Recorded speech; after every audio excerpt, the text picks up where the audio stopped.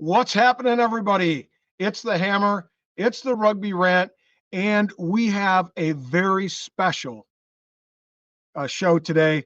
It's special because this is part of our coaching series. The idea was to get all 11 coaches on the show as a lead up to the 2025 season, because I know all you fans are absolutely chomping at the bit to get that February 15th match started so we can get 2025 going, because we all miss rugby in spite of all the wonderful internationals that have been happening. And we have a special guest here today. It is none other than head coach of the Miami Sharks, and that is Jose Cochi Pellicena. That's it. Cochi, welcome to the show, mate. Thanks, Rob. Hello, everybody, and thanks so much for inviting me to be part of this awesome podcast, and to keep sharing the rugby around the United States and the North America. I think it's a huge opportunity to keep growing. We as coaches, we as teams, and the rugby overall, I think it's important. So stay connected, know each other. So I think it's one of the main focus of the rugby in the world, and I'm really excited to be here in the States.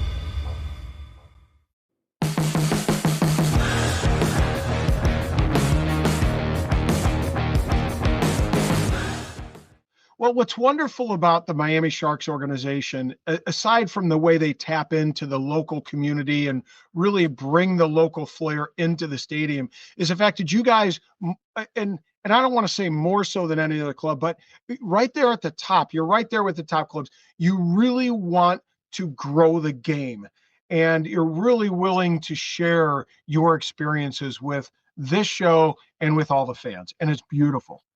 Thank you so much. Yes, it's one of the key points of the Miami Sharks. It's not only be competitive on the MLS seasons, but try to help to keep growing the rugby in South Florida, because we don't arrive here to teach no one how to play rugby or how to develop rugby. We are here not only for play the MLS season, but as well to help the rugby community to keep growing. I think there are some very good rugby clubs here. There are some very good coaches and players. So the only thing that we keep doing is help them to be better, but not win more games only. Be better in the way they coach, be better in the way they live the rugby environment. We have a Latin environment here. We have many Latin people from South America, from Central America, and we try to bring the way that we've been the plus players when we've been in South America, and the way that we coach in South America as well. So is that the idea? And I really enjoy that situation as well in the second part of the year. 100%. And the way Miami plays the game is wonderful to see. But I want to dig into you and your background, and then talk about, of course, your team and you as you roll in with your team into 2025. So first of all, for fans, can you just talk a little bit about your background, how you got into rugby, and some of your coaching experience? Because after all, your nickname is Cochi. You got it for a reason. Yeah, I'm 47 years old. I started playing rugby in La Plata. It's my city next to Buenos Aires. When I had 5 years old, so really young, with my two brothers, older brothers. So that's a way that I've been connected with rugby from the really beginning. After that, I've been playing rugby in my club, in a local club, La Plata Rugby Club. And I had experience playing overseas in Italy, in Parma, from 2002 until 2009. And my last 3 years as a player, I start doing some coaching stuff, coaching role with the youth levels. And that's identified that is something that I really attract. And I know I like it. And that's why I keep doing that. After that, when I finished my rugby career as player in Italy, I come back to Argentina and do some coaching with my club, and as well with some province selections teams. And the last 10 years, I work for the Argentinian Rugby Union. The name is WAR, with different roles, with the academy, with the senior team, Los Pumas. After I was involved, I was part of the first Super Rugby team from Argentina, Jaguares team, in 2016 and 17. And after that, I was involved mainly with the under 20s and other until level as a head coach. The name of that team is Los Pumitas. We used to play Junior World Cups. Before as a technical advisor for the national team. So I was involved with all the teams at the same time. And that was my last role in Argentina, as a coach. So I've been part of national teams. I've been part of development teams and club level. So fortunately, I know many details of all the parts of the chain in the develop and the way that we grow rugby. I think that's important to recognize because we see it here in the States that somebody that has coached from the ground up really understands that pathway process, which is critically important, of course, here in the United States to growing the sport of rugby, as you talked about earlier. But I want to get into, of course, the Miami Sharks a little bit and what we expect to see in 2025. And so what I'm interested in hearing a little bit about from you is every season brings new challenges. And I think we just had the season schedule come out yesterday as of our recording. I think some fans are going to see some challenges built within that, but I'm interested in hearing what you believe is one challenge that you expect to encounter in the 2025 season and look forward to tackling yourself as coach of the the challenge is be better than last season. So that's the main focus that we have. We try to grow, we try to keep developing the team. And again, the only way that we can be really success is we keep working the way we do, take the learnings from last season and do something better for the next one. And that's my main challenge as a head coach for the coaching staff and for the players as well. I think the process will give us the results. I don't want to skip the process because that's happened. When you do that, I think you are making a huge mistake. Is you think only in win games, but the process is so important. Maybe it's more important because from my point of view, win games is a result, is a consequence to the process that you're doing. I think, again, we learn a lot from last season. I learned a lot from last season, and I think we have to put all the knowledge for the next one. We keep mainly the same roster. We keep I think almost 70% of the roster for the next one, for the 2025 season. So the other challenge that we have is trying to get involved as soon as we can, all the new players. But get involved means trying to put them inside the way that we want to work, our Miami Sharks culture, and trying to create a huge and a strong connection between the players from last season, they're playing for the new season, and the new players arriving, and as well on the coaching staff. So we have a huge opportunity to do better next one. And we have at the same time a lot of work to do, but we are really excited with I think there are less than 90 days until the pre-season starts. So the season starts, sorry. So we are really excited and focused on the way that we have to work. It's very interesting. You're talking a lot about keeping some consistency within the roster. And I do want to talk about some of those players that you're excited about seeing come into this environment. And so I want to talk first about some of those new signings, since you mentioned it. What new signings should fans in Miami be really excited about in 2025? So I talk about all the new signings because all of them have different good things. That's why we sing them. For sure, there are some key positions that we are looking for. We hire a number 10. We have a new number 8. We have some new locks. So I think all players are important in the same way. I don't like to say, "Oh, this will be our best player next season," because from my point of view, all players, international rugby players, and maybe the young players, they are really important for the roster of the team. If you identify a season, we hire and we pick Ricky Rose on the first pick on staff. And Ricky start 12 games last season, and he was involved in 16 games in the last season. And he's supposed to be the youngest guy in the team. And he's really impressive the way that he developed, the way that he played. So I like to talk about players, but each part of the team is important in the same way. Yeah, and Ricky, what a great young man you have on your hands there. I've had him on the show. I talked to him in person when Miami came to Chicago.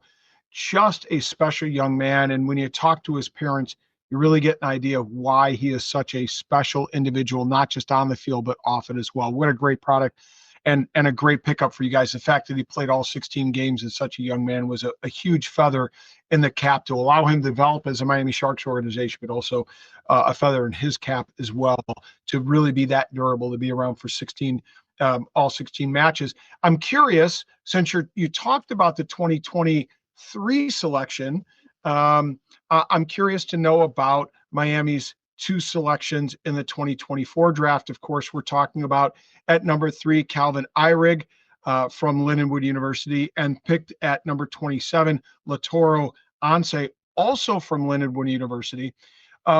What do you like about both of these Lindenwood products, Cochi? What I liked from them is the learning capacity that they have. So, like I said before, I'm really excited about the young players and develop young players in talent to the future. That's the way that we work with Ricky and some other guys or young guys that was involved in the team last season. And about Calvin and Lautaro, what I think is they are very good athletic guys with a good rugby IQ in their experience. And the only thing that I trust and I would like to bring them is more game time, trying to get them involved in the games, because I believe that they can train many minutes and many hours during the week, but the main focus that we have on the young players is give them game time, because it's a way that they have to develop, is a way that is what they need to be better week by week. So I really expect a lot from them, but I expect from their teammates to help them to grow, not fast, but in a consistency path every day. And I know Calvin very well. He played with my son just this last fall with the St. Louis Bombers, and during the summer, during the 7 season as well. What a special young man. And I can't wait to see him in a Miami Sharks jersey this season. I'm looking forward to it. I want to talk more about the players and what your expectations and where you see this roster developing. So I'm curious, and I have 2 questions that kind of go hand in hand here. At what positions is Miami the most deep, where you can sustain the injury or the ability to kind of feed in some guys to give individuals the right amount of rest? So that's number one. And at what positions will some players have to really step up and take charge?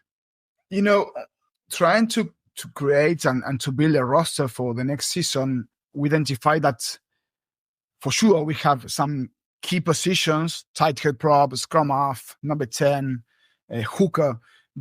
We need really specialists on that areas. But at the same time, what I learned from the last season is that we need some utility positions as players. So So we have, for example, for the next season, maybe we have 4 hookers, where one of them can play as flanker as well. So trying to combine many options inside the roster was my main focus when we try to recreate or rebuild the roster for the 2025 season. In the same way, we focus on the backs, looking for maybe players that can play on the back 3 positions as well as centers, and maybe some of them can play as number 10 as well. So I think we have a good balance between forwards and backs. I think we find a very good balance between domestic players and foreign players. And I'm really happy the way that we create the roster for this second year that is surviving. So I think we are a good balance. We are not we don't have the longest roster in the league, but anyway, I think we have very good options and talent players in all the positions. I love that approach because you mentioned taking a hooker, for example, that can also fill in at the back row position on either flank, or taking a back that has some utility. It also lends itself to some utility when you're trying to manage the number of international spots on game day in your game day 23. So it shows a lot of intelligence in building a roster, that you're allowing yourself some flexibility to manage that piece of the puzzle. So that's great stuff, Cochi, for sure. I want to turn a little bit more in this last part of our interview towards you and fans that are just getting into the MLR or down there in Miami, just realizing what a gem they have in the Miami Sharks. They're not in the stadium, in the locker rooms, in the sheds on a daily basis to know you and know how you coach and know how you interact with the players. So I'm curious, and I think fans are curious, how would you describe your coaching style to fans that have not spent a day training with the Miami Sharks, but want to have some insight into what it's like? I can define my coaching philosophy and the way that I coach as a player-centered coaching or athlete-centered coaching style, because I want to give tools to players to be better every day. So I focus mainly on them. And when I say be better day by day or every day, it's not only about technical stuff. It's not only about playing rugby or as a rugby players. I try to help them to be better as a human. So it's an overall vision. It's not only win games and be the best player in the league. It's trying to be the best person. And because you are a good person, you are a good people, you will be the best player. But it's not only about be the best player in the world, because I think at the end of the day, it's being a short season and very high intensity season, we need good people connected inside the team. And I think that's the makes the difference. And not only in a short season like the MLR is, in general, on the national scene as well, we're trying to look all the time, stay connect as person, as human beings, that we are, because I think it's the most important thing. Sometimes many people or many coaches said the same, and I convinced we have to do many things to arrive to that situation. And that's the way that we like to work. I like to work in that way. I used to work with young players and with senior players in Argentina. And after many years as a professional coach, I identified that the most important thing is create a very good environment, a very good group, a very healthy group inside the people that play rugby. That's the way that I believe is the best way to get results, and not only about winning games, but results as a team. I think that's really, really important. I agree with you 100%. As a coach myself, I coach girls wrestling, and I tell the girls all the time, I said, we play sports to win and be successful, but I define success also by developing good, nice young ladies, good young ladies, strong young ladies, for the same reason you're trying to develop good human beings within your organization. And sometimes taking that individual that you know is going to be a better human being, even though he might be slightly lesser of a player than somebody who's really good, it's going to end at the end game. It's going to be better for the team. And I really think that's a great approach. I appreciate that so much, Coachy. I got to ask you, I was going to talk a little bit and ask you about coaching the United States and what excites you, but you've already kind of talked about that. Instead, I want to turn our attention a little bit in this next question and spin this to the idea of the schedule, because I know that the players union came out. There were some concerns that they expressed about the schedule, and I don't want to put you behind the eight ball here. Instead, I want to ask you a little bit about, I know the Miami Sharks have the 2 games on May 4th and then May 9th. So we have 2 games within 5 days, and that's kind of a tight turnaround. So I'm going to more ask you from a coaching perspective. I think you're at Chicago up here by me, and then you go down to NOLA.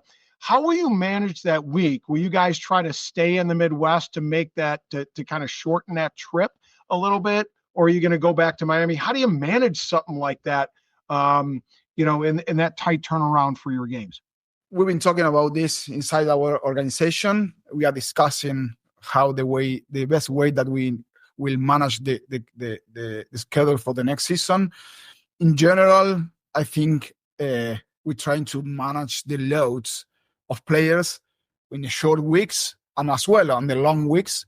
But I think it's a huge challenge, not only for Miami, but for all teams in the States, the long travels that we have. When we go to Seattle, we have 7 hours flight plus 3 hours the time zones change or difference.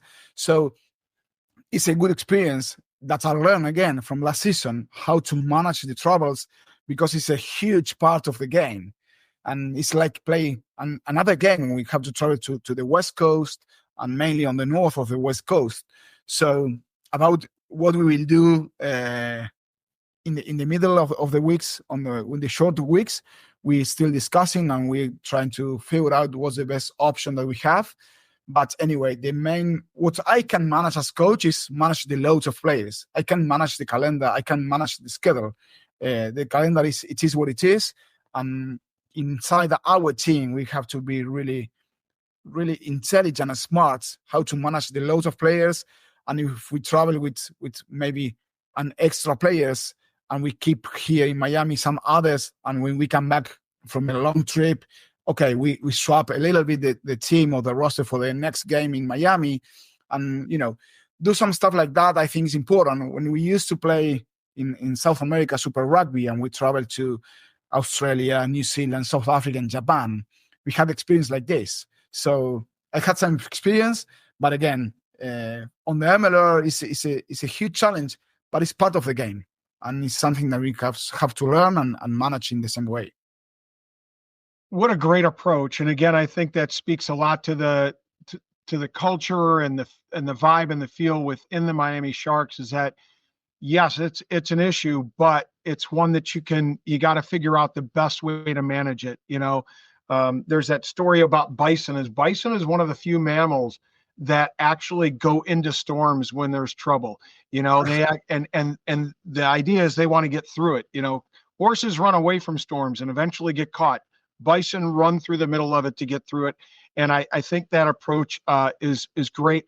I love the fact that you're already forward thinking about managing load and players for the player benefit, taking a few extra players on the trip so that you can really do a better job at managing. It shows a lot of forward thinking on your behalf. It's outstanding to hear. So I'm curious, and I spoke with the manager, Lucas Cuccarelli. I think I got his name right. I have to remember. A few months back, and I really, in speaking with him, I said, "You guys had a successful season." He says to me, "Do you think so?" And I said, "100%, 100%. I think you guys had a great first season. A lot of teams have struggled in the season, and you guys were really chomping at the bit to get into that playoff spot." So I got to know, second year in, you're drawing from all those experiences from last year that you mentioned before. What are your 2025 season KPIs? For folks that don't know, key performance indicators, what are your 2025 season KPIs coming up this season? You know, we can talk about KPI, about results and performance. And I like to talk a lot or maybe more about performance that's after that develop in results. So about performance, we have really good standards from the last season, and we need to achieve the same ones and maybe go over that's numbers or stats or performance levels, and we are looking to that. For sure, we want result at the same time because we are a professional rugby team. And talking about results, we want to win more games than last season. Last season, we played 16 games. We won 6 and we lost 10. So we are looking to win more games in the next one. So I don't know. If you ask me, I want to win 16 games. For sure. I want to win all the games that we play. Hopefully, they are the playoff, the semi-final, and the final included in this win games idea. Hopefully, we are right to that. But again, I'm convinced that for win games, we need a process. And the process is performance. And performance, we have it really clear where we want to go, about our performance. And after that, and the other day, that good performance develop and the good results. And that's our idea. If you ask me, I want to play the MLR final 2025. It's a dream, maybe, I don't know. But I work and I wake up every morning thinking on that. Well, and you're absolutely right. Professional organization, that's why you were hired. That's why you were asked to steer the ship, is to win the MLR Shield, bring that down to South Beach and enjoy the spoils of that. But I also like the fact that you have your eye on performance and a process. Sometimes you can lose a match, but the way in which it's lost, you can still show growth. You can still show progress, and you can still be happy with the result in spite of the fact that might not be, you might have an L in that column. If the players achieve what you're looking for them to achieve, if they show individual growth, you could be happy with the result. One last question before we take you out of here, Cochi. I got to ask, and you, because this is the second year, you probably don't have as much experience on this one as perhaps some coaches that have been around a while, like Clarkey over there in Seattle. But is it me, or have we seen a lot more player personnel moves this season than in seasons past? Yeah, maybe there are some new players movement, and there are some new players arriving, and there are a lot of movement. But I don't have a lot of experience on this league, so as you said, that was my first one on the last this year, but the last season, and again, what I think about this league is getting more attractive for players around the world. And I think that is a very good message.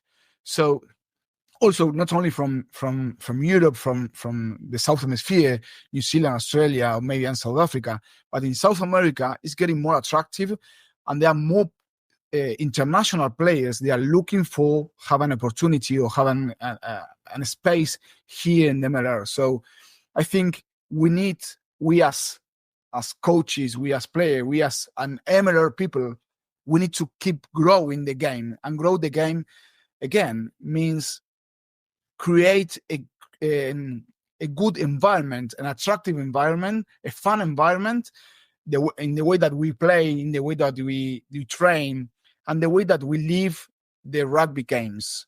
I think we have a very good environment when we play here in Miami, and I would like to have the same. I know that there's a lot of work on the road, but trying to create a good atmosphere in every games that we play, I think is so important, because we need to be attractive. And for be attractive, we need to create a good environment, a good experience. A game experience is important.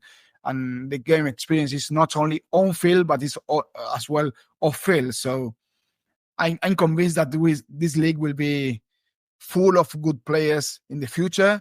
Everything's looking for 2031 with the World Cup being hosted here in the States. And I'm really excited about it. I was just going to ask you that, right? You're talking about, creating a fun environment, an attractive environment, really growing the game. especially down there in South Beach. I mean, is South Beach one of the best places to host the Rugby World Cup in 2031 for the men and 2033 for the women? 100%. 100%, because not only about the weather, that's, that is important. Yeah. But as well, because as you know, in South Florida, many Latin people, the population here is there's a lot of Latins. So, and the way that we live as Latins, the rugby games and the games in general, is not better than others, but it's different. And for host a rugby World Cup, I think it's important to have different experience around the states. And here in the United States, the good thing is huge country with different environments, different kind of people around the country. If you host in Argentina, the World Cup is the same in the whole country. So I think it's interesting to have here the World Cup in the future. Will be I think it's an amazing experience for everybody, and will be really, really good if Miami is one of the points of the states that host one of the pools, or hopefully maybe the final in the Chase Stadium. Yeah, well, I was just going to say, I mean, I can't think of a country that would create more of a diverse experience than the United States. Imagine a quarterfinals, semifinals in Miami, in New Orleans, in Chicago, in LA. I mean, if you think about the difference between these four cities and the cultural nuances of each, what an amazing experience that would be, wouldn't it? Yeah, we can start thinking about the 2031 final World Cup in the Hard Rock Stadium here in Miami. So you never know. I don't know where I will be here, but anyway, yeah. I'm here to at least to watch the final. At 100%. Well, Cochi, it has been an absolute pleasure to spend, a half an hour talking rugby with you and just soaking up the energy coming out of the Miami Sharks. It's very clear from my perspective how much you are committed and to growing rugby in the United States, care about the boys down there in Miami, and want to see success on and off the field from the Miami Sharks. I want to thank you so much for taking the time out to join the Rugby Rant and talk a little bit about the Miami Sharks and where you see them going in 2025, mate. Thank you, Rob. And again, I think this is one of the ways that we develop rugby in the States, talking about it and not hiding things, open my mind and my heart to everybody and saying what I really think, and really in the way that we can help to grow rugby. I'm convinced about it. And I'm here. If you need something else and you want to connect again in the future, here I am. Well, 100%. And listen, Miami is coming to Chicago, where I'll be here on the sideline on my birthday, right? On my birthday. So I can't wait to see you up here. I'm looking so forward to it. And I wish you all the best, Miami Sharks, all the best in the run up to the 2025 season. I hope it's a good one. And I wish the Miami Sharks success on and off the field down there in South Beach, mate. Thank you so much, man. And keep in touch. Thank you very much. Cheers. And folks, stick with us. We're going to be bringing you all the coaches as we progress closer to 2025 and this start date, which we know now is February 15th. We're going to be bringing you our coaching series, just giving you a little peek inside each one of the MLR teams. And of course, we thank Cochi for joining us from the Miami Sharks, and we can't wait to see what they do in 2025. Folks, keep checking us out, because we're growing rugby one fan at a time, just like they are down there in South Beach. And we'll see everybody at the next.